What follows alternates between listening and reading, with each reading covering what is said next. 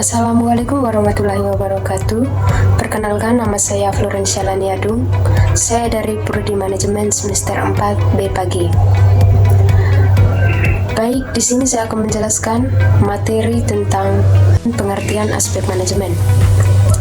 Aspek manajemen adalah proses pendekatan dunia kerja untuk mendapatkan manfaat dan tujuan kelayakan bisnis secara transparan atau moderat.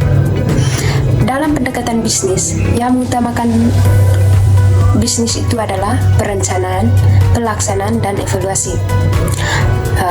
Tentu kita mengetahui bahwa dalam bisnis adalah kita menggunakan dengan cara transparan atau terbuka agar orang atau konsumen mengetahui bisnis apa yang kita dijalankan.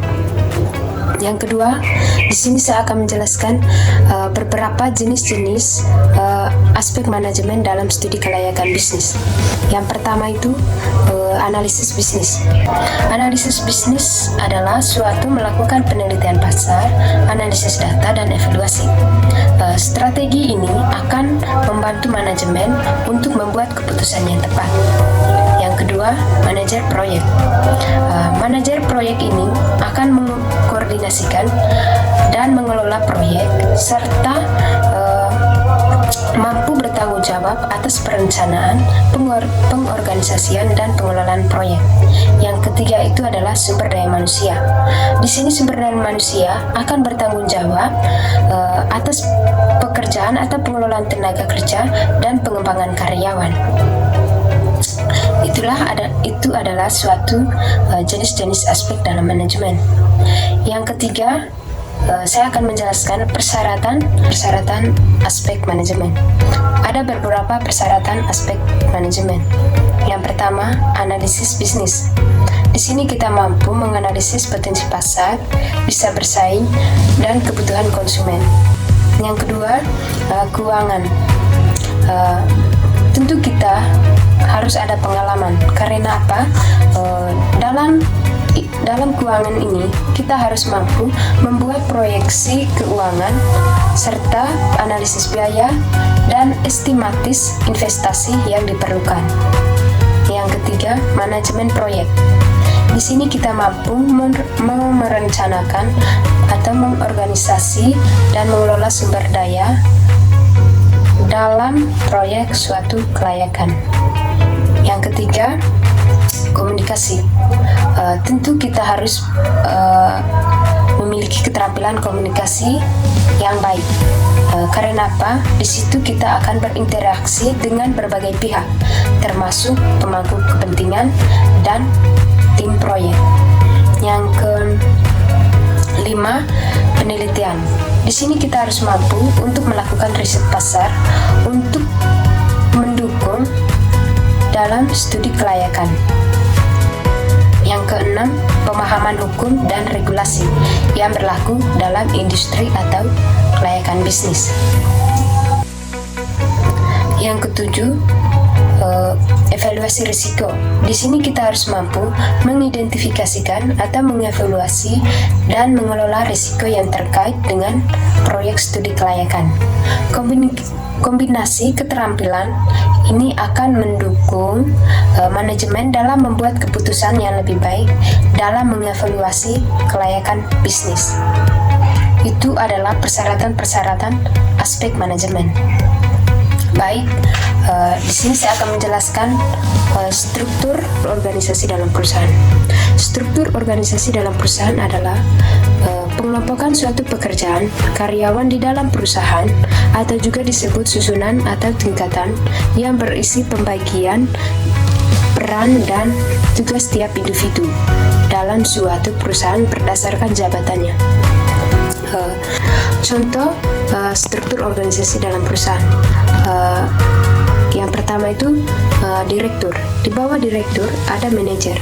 Ada beberapa manajer, yaitu manajer keuangan, manajer produksi, manajer pemasaran atau marketing, manajer SDM. Di manajer marketing ada dua, yaitu bagian penjualan dan bagian promosi. Di bawah manajer ada juga kepala penyelia.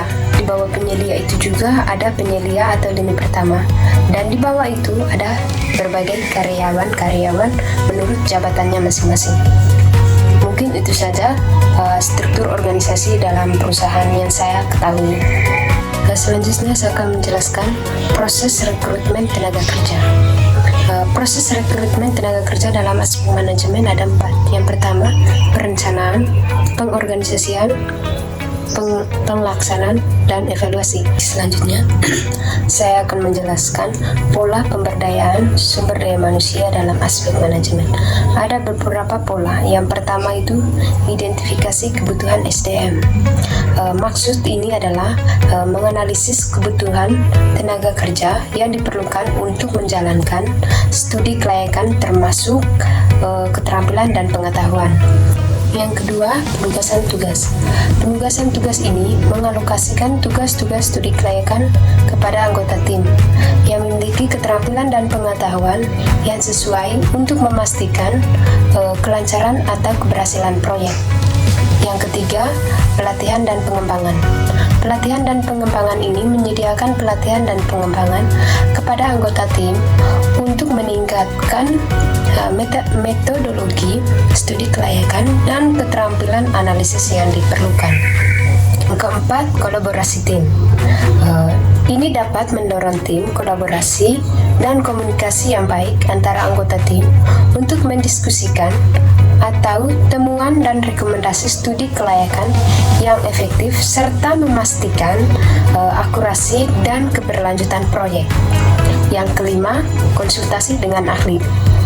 Di sini kita akan melibatkan ahli atau konsultasi yang memiliki pengetahuan dan pengalaman dalam studi kelayakan untuk memberikan panduan dan masukan yang berharga atau sangat berharga kepada tim. Yang keenam, penggunaan teknologi. Tentu dalam bisnis kita harus menggunakan teknologi karena apa? Menurut saya teknologi adalah sangat penting dalam bidang kebisnisan. Ini dapat memanfaatkan teknologi dan perangkat lunak yang relevan untuk memastikan proses analisis dan penyusunan pelaporan studi kelayakan dengan lebih efektif. Yang ketujuh, pemantauan dan evaluasi. Ini dapat memantauan kemajuan studi kelayakan secara teratur dan melakukan evaluasi tentang mengidentifikasikan masalah dan peluang atau juga perbaikan serta memastikan bahwa proyek berjalan sesuai rencana atau tidak. Yang kedelapan, umpan balik dan pembelajaran. Ini akan memberikan umpan balik kepada anggota tim tentang kinerja mereka dalam menjalankan studi kelayakan dan menggunakan pengalaman tersebut untuk pembelajaran dan peningkatan di masa mendatang. Jadi, itu adalah beberapa pola pemberdayaan SDM dalam studi kelayakan bisnis. Sedikit saya menyimpulkan materi saya pada siang hari ini bahwa aspek manajemen adalah aspek yang mengutamakan alur proses yang efektif dan efisien dalam mempertahankan bisnis secara produktif dan kondusif untuk mempertahankan atau memaksimalkan keuntungan bisnis. Itu saja materi saya pada hari ini. Saya mengucapkan terima kasih dan saya mohon maaf jika ada salah kata atau perilaku saya di saat saya menjelaskan atau mempresentasikan materi saya. Saya memohon maaf sebesar-besarnya. Jika teman-teman belum paham materi yang saya presentasikan pada siang hari ini, teman-teman bisa berkomentar di bawah kolom komentar ini. Baik, saya pamit undur diri. Assalamualaikum warahmatullahi wabarakatuh. Selamat sore, salam sejahtera untuk kita semua. Terima kasih.